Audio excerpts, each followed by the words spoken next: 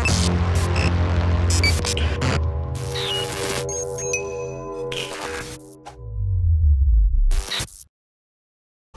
I want you to imagine that your kids took it and they made this in art class. And somehow they got it home, they painted it all up, they got it home, right? They get it home somehow on the bus, and they bring it home and they give it to you moms for Mother's Day, they give it to you for, Grandparents' Day, whatever it might be. How much is it worth now? Priceless, right? Starting to sound like a MasterCard commercial. How much would it be worth if it was passed down from generation to generation in your family? Priceless, right? You wouldn't sell it. It would have a lot of value, a lot of worth. There's no money in the entire world that would be worth trying to sell it, because it means much more than any dollar. How much is it worth now? How much is it worth now? Nothing. Nothing. Been doing a tour across the country called Broken the Beautiful, where I go in and speak on Sunday mornings at churches, and I ask that same question, and every single time, it is, Tom, it has no more value. It has no more worth. And I beg to differ. I beg to differ because God sees it differently. You see, God sees incredible worth in this mess. We look at this mess and we say it has no value. We look at the mess of David made and we're like, God could never use you. We look at the mess of other people in our lives who royally blew it and we're like, yep, let's put you on the shelf. You can't be used of God anymore.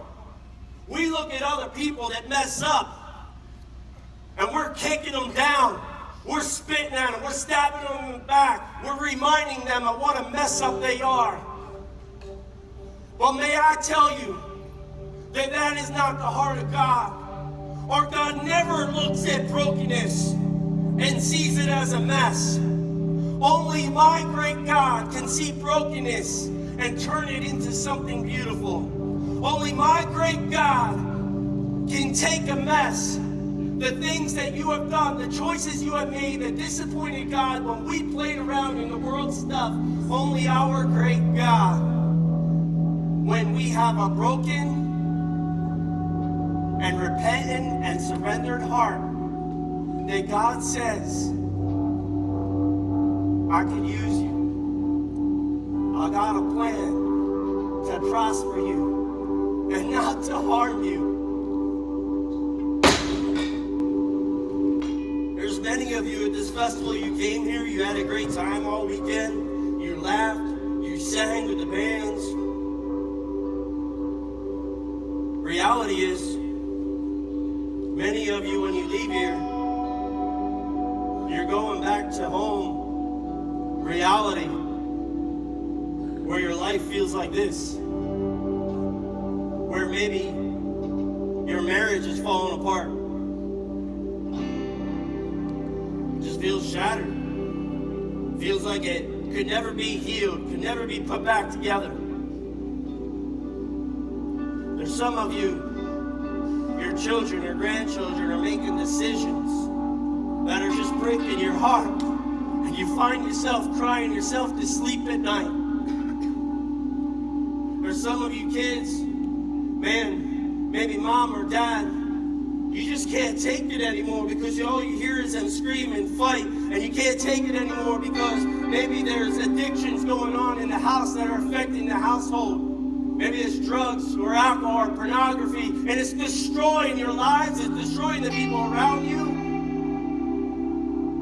Maybe there's other situations going on in your life where you just feel like, Tom, I can't do it anymore. It's a mess. I made choices that made this in my life. But David is a man that committed murder. He committed adultery, and yet God calls him a man after his own heart. Why? Because of this, the mess he made? No, because of his broken.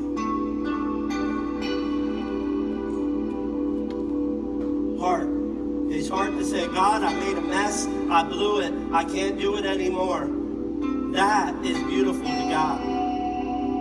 What else was beautiful is not that David just stayed here in his mess and he's like, God, I ruined it. Forgive me. Show me grace. Show me mercy. Lord, I'm so sorry. But it was a matter of having that repentant and surrendered heart to say, God, I don't want any more of this stuff. And I'm going to walk away and I'm going to run towards you, God. I don't want that anymore in my life. That's beautiful to God. Only our great God can take brokenness and turn it into something beautiful. Amen?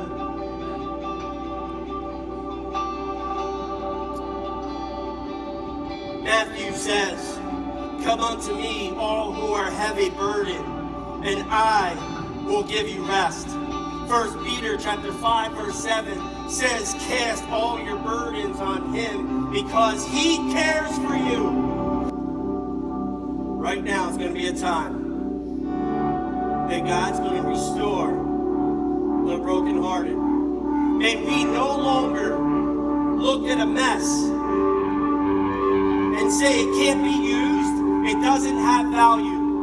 Christians, it's about time in our nation that we have Christians that have the heart of Jesus Christ. Can I have one of you come up? Bro, can you come over here for a moment? That we have the heart of Christ.